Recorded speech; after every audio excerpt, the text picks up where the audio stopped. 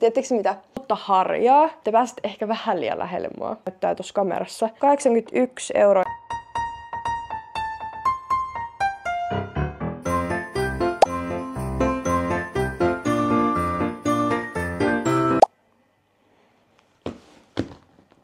Luukku numero 8 on täällä. Tiedättekö mitä? Musta tuntuu, että tää on mun yksi lemppariluukuista, koska mä oon kuuluisasti shoppaholisti. Ihan vähän vaan. Ja tää on Ost-Est-video.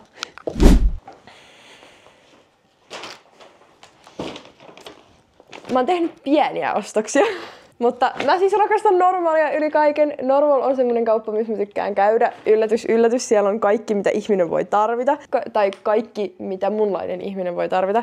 Eli hygieniatuotteita ja oikeesti kaikkea, oh my god. Mutta ensinnäkin täällä on muutenkin vähän kaikki juttuja sekaisin, niin joo. Mä sain vihdoin ja viimein aikaisiksi käydä kampaajalla. Niin kuin huomaatte, koko blondi on takaisin. Kampaajalla kun kävin, niin päädyin ostamaan sieltä tällaiset shampoon ja hoitoaineen. Sitten sieltä myös lähti mukaan K18, näin päin. K18 tämmönen hoito. Mun hiusten latvat tuppaa menee helposti huonoon kuntoon, niin toi toimii oikein hyvin siihen. Seuraavaksi pitäisi olla täysin niin kuin normaalin ostokset täällä, niin aloitetaan näistä. Mä ostin itselleni lahjapakkauksen. Mutta tää johtui ihan vaan siitä, että tää oli halvempi ostaa tälleen pakkauksena. Mä rakastan yli kaiken vaniljaa ja kookosta ja kaikkea tämmöstä. Niin mulla on yksi kestohajuvesi, mitä mä käytän niinku joka päivä. Niin se oli mulla loppu ja se on tää La Riven Vanilla Touch. Ihan törkeen hyvä. Tykkään tästä ihan sikana. Tästä tuli samalla suihkukieli mukana, niin sen takia mä ostin tän ihan lahjapakkauksen. Sitten ostin Doven suihkusaippuan. Mulla suihkusaippua loppu, niin se lähti mukaan. Tarvitsin uutta harjaa, koska mun vanha harja oli sen verran kulunut, että siitä oli lähtenyt jo piikit irti. Niin uusi harja. Sitten täällä on concealeri. Mä itse asiassa sanoinkin tossa Get Ready With Me siinä, että kantsii normaalista tätä hankkii, jos haluaa. Siellä se on halvin. Tai ainakin mä oon huomannut, että siellä on kaikista halvin tää. Niin se lähti mukaan, koska mulla oli sekin loppumassa. No sitten toinen asia, mitä mä normaalista aina ostan, on tää kulmageeli. Se oli mulla kans loppu, niin sitä tuli hankittua. Tää on ihan hauska ostos, mutta aina kun mä menen normaaliin, niin mä ostan Scrub Mamin kautta Scrub Daddyn. Mun mielestä siinä on Mami ja Daddy, mutta tällä kertaa lähti Mami mukaan. 2 viimeistä tuotetta. Tämmöinen Sea Salt Scrubby. Mä käytän tosi paljon itse ruskettavaa, niin siihen pitää olla iho aina kuorittuna. Niin ostin tällä kertaa tommosen, toi oli vielä kivasti kookoksen tuoksuinen. Ja sitten, tästä mä oon itse asiassa ihan innoissani, mutta mä ostin tämmösen Nivean Cocoa Butter. Niin tällainen lähti mukaan. Ja tää tuoksuu vähän tästä läpi. Tää tuoksuu ihan sika hyvältä. Mutta semmoset oli normaalin ostokset. Sitten seuraavaksi ihan vaan perus Prisman ostokset. No joo, mä näytän eka tän. Mun lempparihammastahnan. Tämä lähti mukaan. Käytän tätä aina. Mä en oikein tiedä, haluanko mä näyttää tätä seuraavaa tuotetta. Tää menee vähän silleen niinku, te pääset ehkä vähän liian lähelle mua. No en mä tiedä, toisaalta elämää tää nyt vaan on. No tämmönen Intimate, mikä tää on, Wash Gel.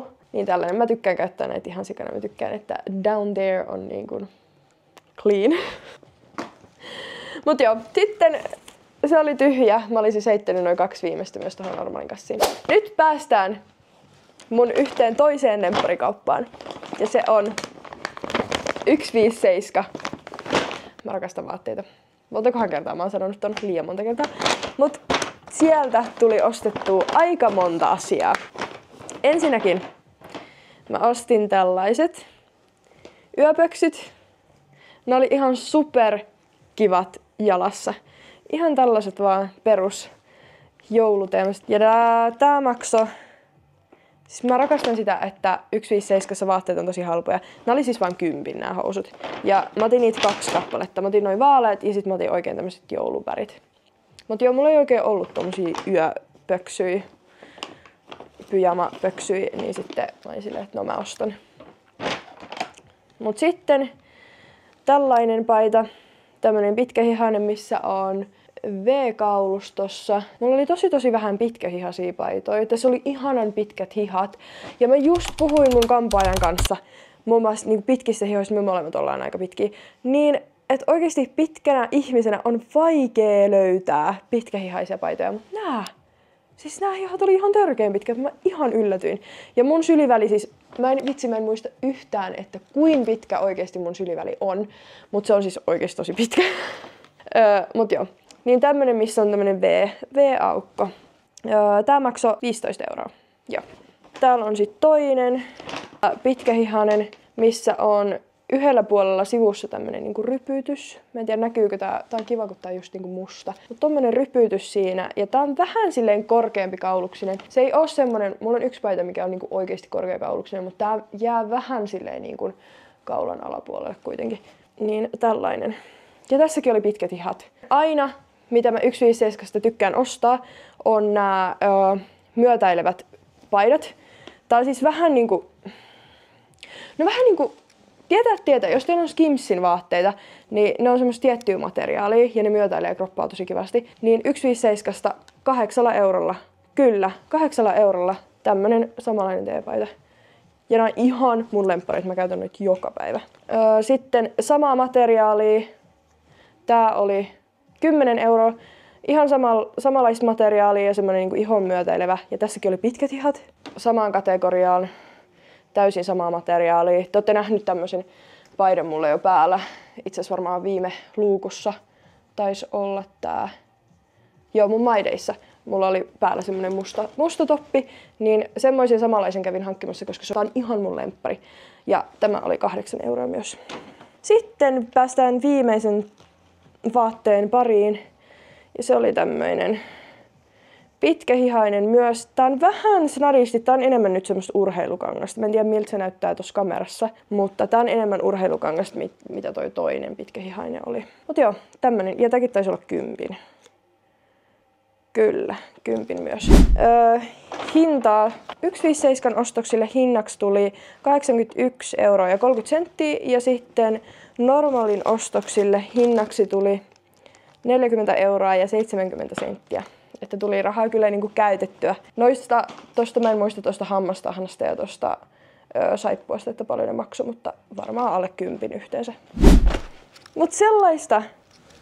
Tämä oli tällainen. Mä ite rakastan yli kaiken katsoa Ost-Est-videoita, niin toivottavasti tää oli teistäkin kiva katsoa. Ja nähdään ensi luukun parissa. Bye!